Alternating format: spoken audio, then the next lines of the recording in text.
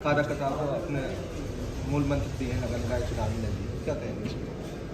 देखिए, मैं समझता हूँ कि अब नगर निकाय चुनाव बिल्कुल नज़दीक आ चुका है और जिस तरह से दूसरी पार्टियाँ धनबल की राजनीति को आगे बढ़ाएंगी, धन के दम पे वोटों की लोगों की वोटों को छीनने का प्रयास करेगी, तो हम अपने कार्यकर्ताओं को तैयार कर रहे हैं कि वोटों वाला भी नोटों वालों को हरा सकता है।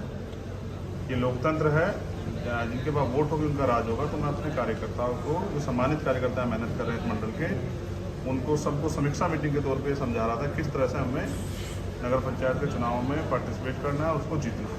भारतीय जनता पार्टी के अभी प्रदेश अध्यक्ष बनाए गए हैं भूपेंद्र चौधरी, उन्होंने नीतीश कुमार पर निशाना साधा। उन्होंने कहा कि नीतीश कुमार पलटू राम है, उन्होंने पीएफआई को जोड़ने के लिए पीएफआई के जरिए वोट बैंक जोड़ा है, जबकि हमने खत्म किया है। तो मैं समझता हूँ कि बीजेपी के लोग जो कश्मीर में मुफ्ती जी के साथ सरकार बनाते हैं, ये दूसरे लोगों की सिर्फ आरोप लगाते हैं। नीतीश कुमार जी अगर इतने बुरे हैं तो इतने दिन तक आपने उनके साथ मिलकर सरकार क्यों चलाई? नीतीश कुमार जी एक स्वच्छ छवि के नेता हैं और राष्ट्रीय स्तर पे उनकी रिकॉग्नाइजेशन हो रही है। तो मैं समझता हूँ उनकी छवि से डर के ये लोग इस तरह के बौखलाहट में बयान दे रहे हैं।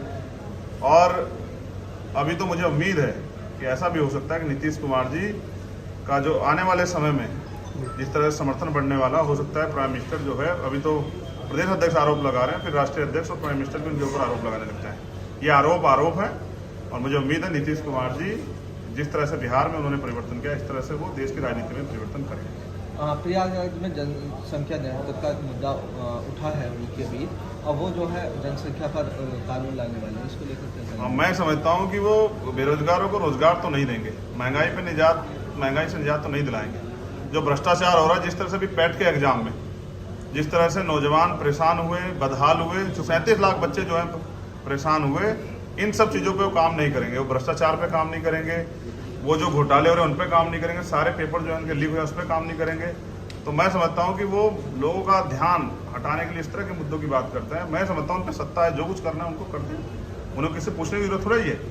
तो ये जो चल रहा है अभी उत्तर प्रदेश में, आप लखनऊ के बारे में पूछिए कि जब प्रदेश की राजधानी में बच्चे सुरक्षित नहीं है, जो 2-3 दिन में 2 रेप जो है प्रदेश की राजधानी में हुए, मुख्यमंत्री बड़ी बड़ी बातें करते हैं कि बेटी बचाओ बेटी पढ़ाओ, और जो गाजियाबाद में और निर्भया जैसा केस, उस पर मुख्यमंत्री जवाब दें कि अगर आपके राज्य में हापुड़ में जो हुआ, मेरठ में जो हुआ, अम्बेडकर नगर में जो हुआ, आजमगढ़ में जो हुआ, ये जो बच्चों के साथ, और एक अभी मेरे हाथ में जो मामला है, ये 310/27 7वां महीने 2021 का है। 2 साल हो गए हैं एक नाबालिग बच्ची जो बरामद नहीं कर पाई अभी तक पुलिस, मुरादाबाद पुलिस। तो जो आप निवेश का हब बनाने की बात करते करते आपने सामूहिक बलात्कार का हब बना दिया उत्तर प्रदेश को। इस पर मुख्यमंत्री जवाब दें कि नौजवान और बच्चियां जो हैं वो कहाँ जाएं, महिलाएं की चीखें उनको क्यों नहीं सुनाई देती, और जो जितने तमाम वादे किए थे रोजगार देंगे और ये करेंगे, वो सब चीजें कहाँ हैं?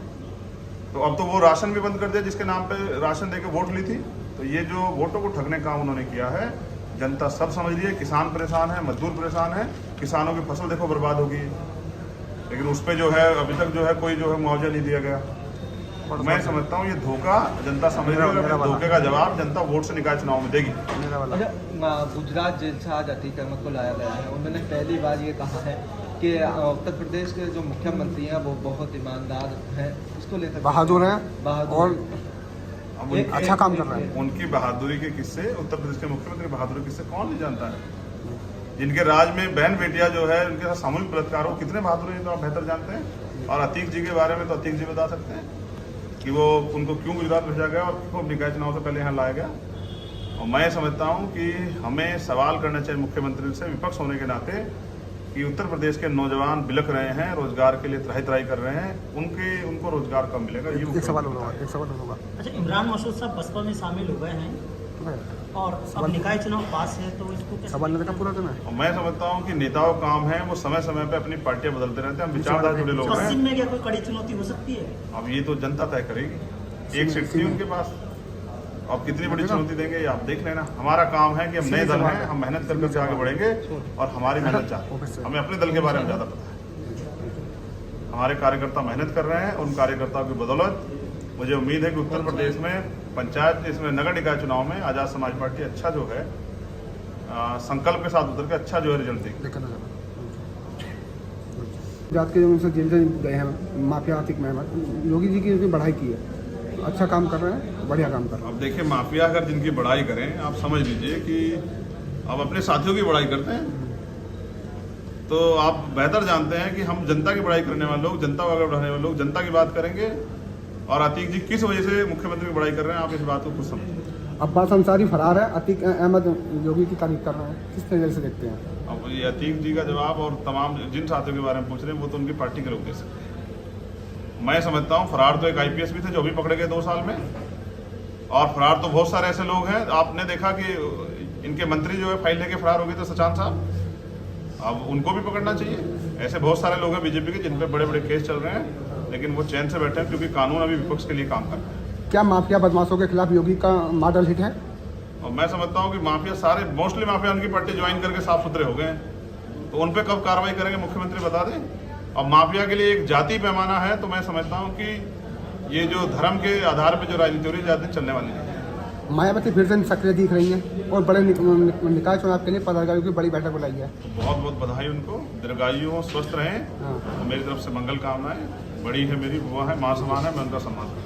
मदरसों के सर्वे में हजारों संख्या में ऐसे पाए गए हैं जो बिना मानदेय चल रहे हैं, इस पर कुछ कार्रवाई की तैयारी में है सरकार? क्या देखो, मैं समझता हूँ जो भी कानून विरुद्ध हो उस पर जो भी कार्रवाई सरकार करे, अगर वो उचित कार्रवाई हो तो उस पर कोई विरोध नहीं करेगा। लेकिन अगर किसी की जाति मजहब को देख के कार्रवाई की जाए तो वो गलत है, वो संविधान के प्रस्तावना के खिलाफ है। RSS ने प्रयागराज में हुई मीटिंग में फिर से जनसंख्या नियंत्रण को लेकर एक बैठक बुलाई है, नियंत्रण की जरूरत मतलब नियंत्रण की जरूरत बताइए। और मैं समझता हूँ कि RSS के प्रमुख आज कुछ बदले नजर आ रहे हैं। कभी कहते हैं कि जाति और वर्ण व्यवस्था खत्म हो जाए, पुरानी बात है।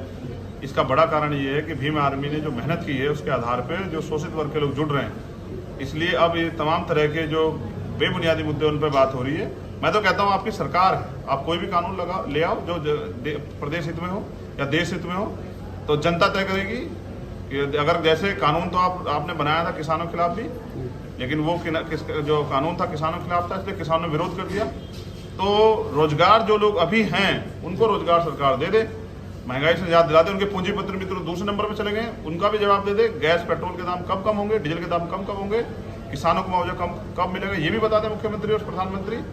और वो जो अभी क्लासरूम बनाया था उन्होंने, आप देखो कि वो पेंटिंग करके खिड़कियां बना के जो है क्लासरूम दिखा रहे हैं। अगर इतनी जिम्मेदार से प्रधानमंत्री पढ़ लिए होते तो उनके पास भी डिग्री होती, उनको छोटी डिग्री नहीं दिखानी पड़ती। बात की जाए किसानों की, किसानों अभी पाबंदी लगा दी गई ट्रैक्टर ट्रॉली पर, इस पर क्या करें? और मुख्यमंत्री जो दूसरे दिन ही ट्रैक्टर ट्रॉली लेके घूम रहे थे, तो ये पाबंदियां इसलिए हैं क्योंकि किसान जो है अपना जो आंदोलन करते हैं वो ट्रैक्टरों के आधार पर करते हैं, क्योंकि वो उसी साधन से अपनी खेत की फसल को भी तैयार करते हैं और आंदोलन भी करते हैं। किसान अपना आंदोलन ना करे, इसलिए जो है रणनीतिक रूप से उनके ट्रैक्टरों पे रोक लगाई गई। अगर लगानी है तो मैं तो कहता हूँ सभी किसानों को आप फॉर्च्यूनर गाड़ी दें, तो वो फॉर्च्यूनर से खेती करते रहे, ट्रैक्टर बंद हो जाए, क्या दिक्कत है? फॉर्च्यूनर से खेती हो जाएगी? हाँ, हो जाएगी, क्यों नहीं होगी।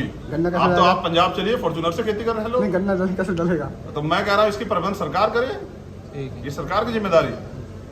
पेराई सत्र शुरू होने वाला है, मतलब बकाया है, इसको लेकर किसान लामबंद भी होता है। ये शायद सरकार को नहीं दिखाई देगा कि किसान किस तरह से मर के प्राकृतिक अप्राकृतिक आपदाओं का भी सामना कर रहे हैं। और फिर मुआवजे के नाम पे, अब जो इतनी बारिश हुई सारी फसल खराब होगी, मुआवजे के नाम पे जो है कहीं 1 रुपया, कहीं 3 रुपया, कहीं 5 रुपये मुआवजा देने वाली सरकार बताए कि यही वो सरकार जो किसानों की तेजी बदलेगी। हम किसानों के साथ खड़े हैं, किसान अपनी मांगों के लिए तैयार हैं। MSP पे कानून बनना चाहिए, गारंटी मिलनी चाहिए और सभी फसलों में MSP मिलनी चाहिए, ऐसी हमारी सरकार से मांग। निकाय चुनाव नजदीक आ रहे हैं, इसको लेकर क्या तैयारियां हैं?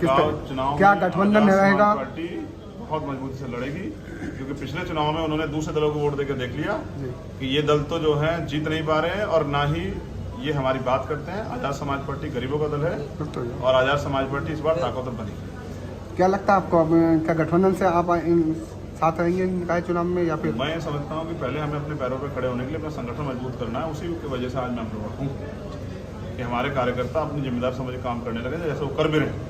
आप देखो कि हमने पिछले 3 साल का हमारा दल है और हमने सभी प्रदेशों में संगठन बना के अभी मध्य प्रदेश और छत्तीसगढ़, राजस्थान इलेक्शन में हम लोग करने जा रहे हैं 2023 में। मुख्य फोकस जो है किन जातियों को लेकर आपका फोकस है? मेरा जातियों से कोई संबंध ही नहीं है। मैं तो बहुजन समाज की बात करता हूँ, दलित, पिछड़े, आदिवासी और जो अन्य धार्मिक जैन, सिख, बौद्ध, ईसाई, पारसी, मुसलमान, तमाम लोग जो शोषित वंचित है, मैं उनकी बात करता हूँ। और बाकी मेरा समर्थन हर कमजोर को है। हर उस बहन को जिसके साथ अन्याय हो रहा है या जिस भी बहन को अन्याय का सामना करना पड़ेगा, चंद्रशेखर आपको उनके साथ खड़ा दिखा देगा। जो शोषित वंचित नहीं है, क्या उनका साथ नहीं देंगे आप? तो मैं समझता हूँ जो शोषित वंचित नहीं उनको मेरे साथ की क्या जरूरत है? जरूरत पड़ जाएगा वंचित तो फिर वो शोषित ही हो जाएंगे। जब वो वंचित जो हो जाएगा उसी के लिए तो हम लोग हैं। जो अभी शोषक है, जो ताकतवर है, अब आप मुझसे कहने लग जाएंगे प्राइम मिनिस्टर को अगर आपकी जरूरत पड़ जाए, तो मैं कहूँगा प्राइम मिनिस्टर को मेरी जरूरत क्यों पड़ेगी? अगर प्राइम मिनिस्टर इस हालात में चले जाएं कि उनको आजाद समाज पार्टी की जरूरत पड़े, तब मैं उनसे बात करूंगा। अगर उनको भी कोई सताएगा तो मैं उनकी मदद करूंगा।